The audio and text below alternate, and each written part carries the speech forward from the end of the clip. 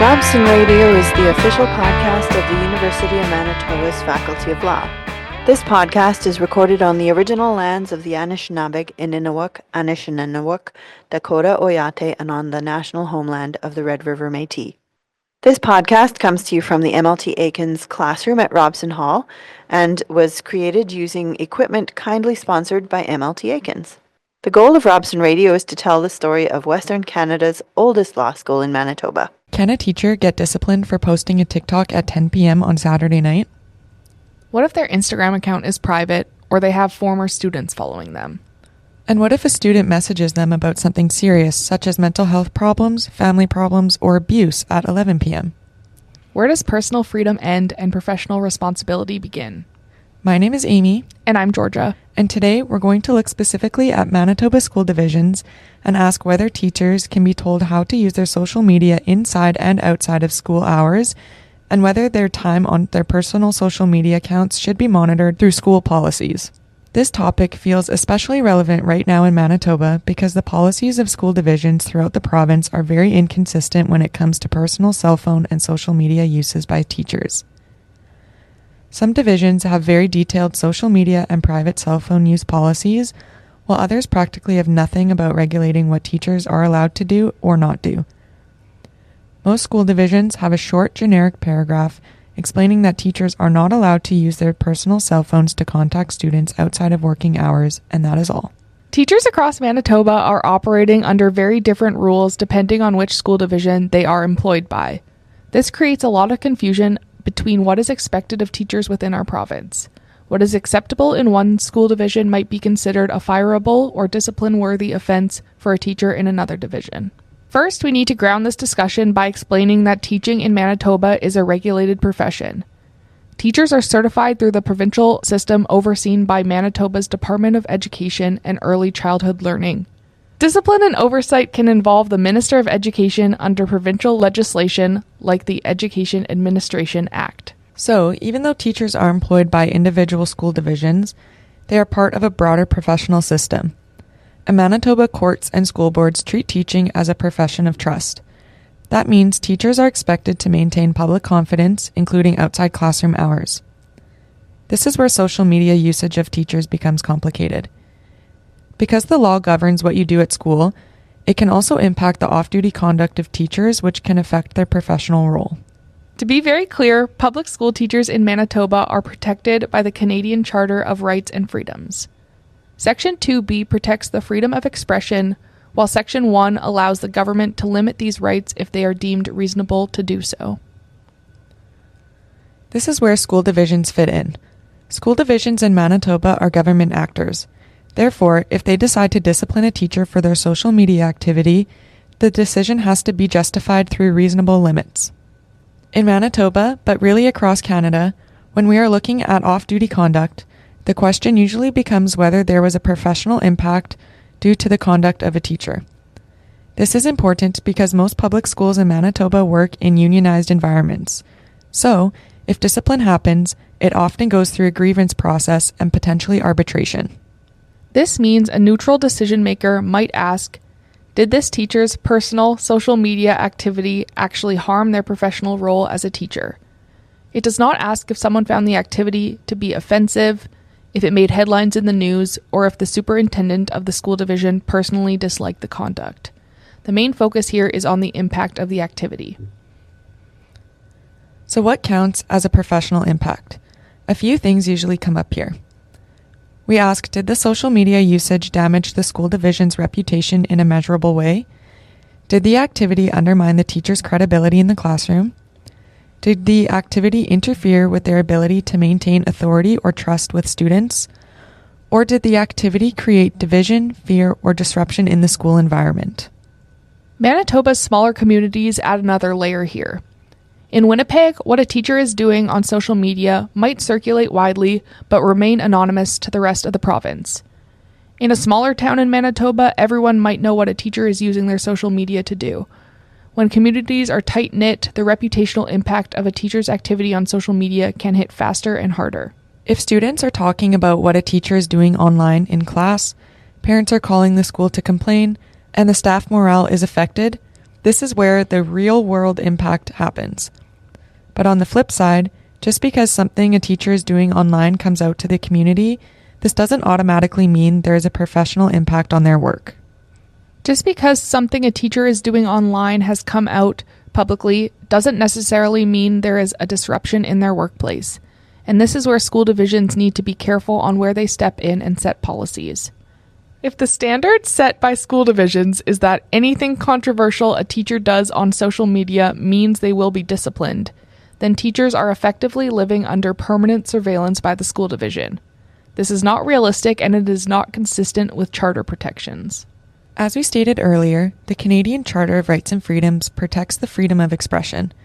This includes speech that people may disagree with. And this is where the conduct of a teacher will need to balance whether there is actual professional harm or if there is just discomfort about what the teacher is doing online.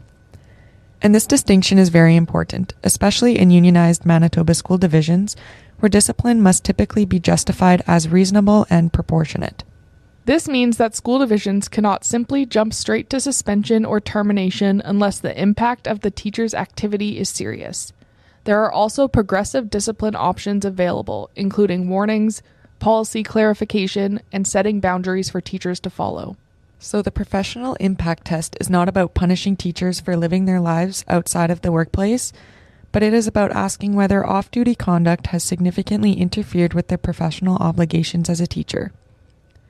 And this test is much more narrow and fairer of a standard than simply having a school division say that they did not like their Instagram post. This forces school divisions to prove something concrete before disciplining a teacher rather than disciplining a teacher based on a hypothetical harm.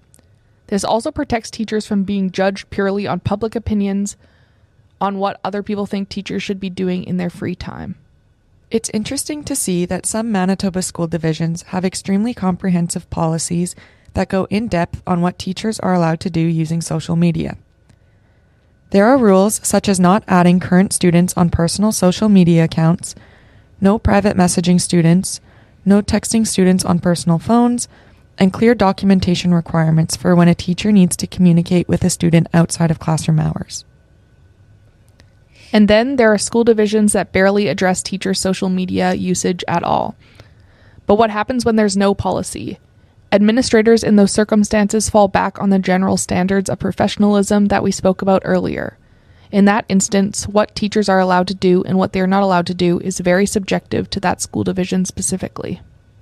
Looking at some of the current school policies that are out there, most schools currently have policies that require the communication between students and teachers to be on school-approved platforms. School divisions, including Lord Selkirk and Pine Creek, have it clearly stated in their policies that teachers must only communicate with their students through school-approved accounts. Other school divisions, such as Park West and Pembina Trails, have more in-depth policies which state that employees should consider the importance of maintaining professional boundaries on social media to sustain public trust. Pembina Trails also includes that the board expects their entire staff to strive to set the kind of example for students that will serve them well in their own conduct and behavior, while contributing toward a school atmosphere that is friendly and respectful. Evergreen School Division specifically states that texting is not an acceptable form of communication when communicating with students and parents unless there is emergent needs. Examples of this include during an off-site trip, at weekend sport tournaments, or if the student gets injured on a field trip. Some school divisions have social media policies that may unintentionally create problematic situations. The Brandon School Division's policy states that teachers are not permitted to accept friend requests from students or use their personal social media accounts to interact with students or parents. However, the policy includes an exception allowing teachers to connect with students online if they are related or have a pre-existing friendship. Similarly, Park West School Division advises employees to exercise caution when accepting friend requests from students or parents on personal social media accounts. These exceptions and loosely defined guidelines create a gray area regarding appropriate online interactions between teachers and students. By leaving room for interpretation, such policies may blur professional boundaries and potentially open the door to harmful or inappropriate behavior. We also need to acknowledge something very important, and that is that student-teacher relationships do matter, especially in high school. Older students often confide in teachers about very serious issues in their personal lives, including mental health struggles, sexuality, family matters, and abuse. There are times where teachers are the only safe adult in a student's life. So what happens if a grade 12 student messages a teacher on Instagram because they don't feel safe at home? That's not a situation where the teacher can simply block or ignore the situation at hand. And this is where the moral and legal lines blur together, and it is more difficult for a teacher to balance their professional responsibilities while also protecting the students they have created a more personal bond with. If teachers are going to be monitored outside of the classroom, this means that when a student discloses information to them about something harmful, they will need to use their professional role as a teacher and assist the student. This creates a double standard where the teacher is on duty when a student contacts them outside of the classroom hours, but also puts them on blast for having the student on social media. It is evident that there is often a blurred line for teachers who are expected to maintain professionalism without crossing into personal or inappropriate territory. This creates a significant ethical challenge as educators must carefully balance their professional responsibilities with the risk of facing consequences for interacting with their students outside the classroom. When these boundaries are unclear for teachers, they are likely just as confusing for students who may struggle to understand the appropriate limits within these student-teacher relationships. Here's what we think about the balancing act we have laid out for you. It's generally bad practice for teachers to contact their students through personal social media or personal cell phone usage. Doing this blurs the boundaries that teachers need to have with their students, and it opens the door to misinterpretation of what they are doing. It increases risk even if the intentions are completely innocent. But we do also think that schools should not be monitoring teachers' entire lives outside of the classroom setting, because if that's the expectation, then teachers are effectively on duty 24/7. This is not realistic or fair for teachers because this will cause an undue hardship on teachers to make sure everything they are doing and saying outside the classroom falls within the policies outlined by the school division they work for. Almost all teachers are aware that they are in a professional role while working with students. They know that their morals matter and what they do outside of the classroom can be seen by people in public. However, it is still important for them to have a private life outside of work. By monitoring what teachers are doing outside of the classroom, the school is controlling their private lives when they should not have access to them. We understand that there are teachers who abuse the system they work for and inappropriately contact students outside of the classroom. These situations will often come to light when the student speaks out or if there is information leaked to someone in the public. Even though these situations do occur, they are often rare. These teachers will have to deal with the disciplinary procedures from the school division or from police if they are more serious. Although there are teachers who do not have the proper morals in mind when contacting students, it does not make it okay for school divisions to overstep into every single teacher's personal life. This punishes all teachers for the actions of the teachers who do not treat their job with the same professionalism. This is why setting boundaries with students is a very important task for teachers to do from the outset, rather than having to set the boundaries when the lines start to get blurry. So where is the middle ground here? There needs to be clear boundaries set by teachers and the school divisions. For example, this can mean not accepting current students on personal accounts, using division-approved platforms for communication between students and teachers, and keeping all student communication transparent and documentable. By doing this, there is both protection for teachers and students, and this also avoids putting teachers under constant scrutiny for what they decide to post and do on their own time outside of the classroom. One way teachers can protect themselves is through private social media accounts, but being private doesn't always mean that these accounts are secure. Screenshots and group chats do exist, and that makes it much easier for things to spread. So even if a teacher believes something is confined to friends only, it can become public. Especially in smaller communities in Manitoba where everyone knows everyone. And once it has become public, divisions may argue that there is now an issue with their professional impact. So where is the line being drawn in Manitoba? The line seems to be here. Does the off-duty conduct undermine the teacher's professional role? Does it affect student welfare, school climate, or public confidence? And is the division's policy clear and reasonable? This brings us to the bigger questions we are left with, and these are ones that go beyond policies and grievance procedures. First, should teachers in Manitoba be held to a higher moral standards than other professions? And if so, how much higher? Teachers work with minors and they are authority figures or role models, and this matters in the bigger picture. But does that mean they surrender their privacy? Does that mean school divisions get to monitor their personal lives? And this is where we want to draw an important distinction. We strongly believe that it's inappropriate for teachers to be privately messaging current students on personal social media. And this is not a legal issue, this is a moral one. There is an inherent power imbalance between teachers and students.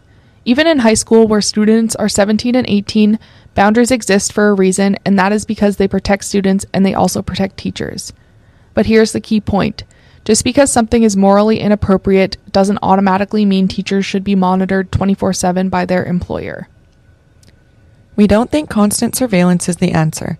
There is a difference between saying, as a professional, you should not be privately messaging students from your social media account, and saying, your employer gets to oversee your entire digital life. One is about ethics and professional responsibility, and the other starts to look more like control. At some point, professionalism has to rely on internal judgment and not just external enforcement from school divisions. Teachers are trained professionals. They understand their duty of care, boundaries, and mandatory reporting obligations. And if someone is going to behave inappropriately with students, a social media monitoring policy isn't necessarily what stops them. A good policy can set expectations, and they can create clarity that can protect everyone involved. But it can't replace personal morals. There is an assumption that teachers, like any other regulated profession, act ethically because it is part of who they are and what their profession demands. And if we move towards constant monitoring, we risk sending a message that teachers can't be trusted at all, which is ironic because the entire education system is built on trust. We also reflect on the fact that social media has blurred personal and professional identities in ways that didn't exist 20 years ago. Teachers used to leave school and go home. Their private lives were largely invisible, and now everyone has a digital footprint. So are we redefining professionalism in a way that makes it impossible to ever truly log off social media accounts? Are we expecting teachers to curate a perfectly neutral, controversy-free persona forever? And if we are, what does that do to the authenticity of who a teacher truly is? What does that do to teacher burnout? And what message does it send to younger people? Does adulthood mean constant self-censorship? We think clear boundaries matter here. We think personal social media contact with students is a bad idea. We think division should have clear, reasonable policies. But we also think that teachers deserve private lives like everyone else. Professionalism shouldn't mean permanent surveillance. It should mean integrity even when no one is watching you. And maybe that is the real test, not whether schools can monitor teachers 24/7, but whether we trust teachers to uphold their moral and professional obligations without being monitored. In the digital age, professionalism isn't about perfection. It's about boundaries, judgment, and trust. And Manitoba schools, like many schools across Canada, are still figuring out how to balance all three simultaneously. Thank you for listening. We hope you enjoyed.